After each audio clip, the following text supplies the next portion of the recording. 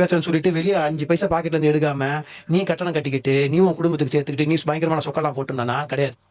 அப்படி பார்த்தா நம்ம யாருமே இயேசு சொல்றதை செய்யறது கிடையாது.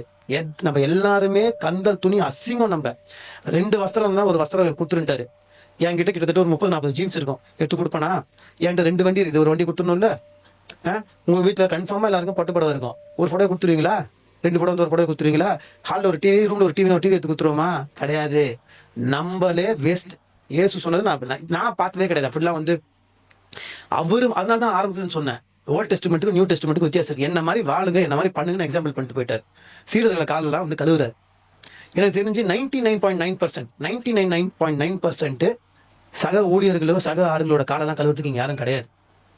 பாஸ்டரோட ஷூ வேணா தூக்கின்னு வரலாம், அவ்வளோதான். ரொம்ப ரொம்ப கம்மி, ரொம்ப கம்மி. அதிக கூட்டமா இருக்க இடங்கள்ல வந்து இயேசு இருப்பாருன்னு சொன்னா பைத்தியக்காரத்தனம். இயேசு என்ன சொல்றாருன்னா, அவருக்கு போற இடம் குறுகிய பாதை, பிராடு கிடையாது, குறுகிய பாதை.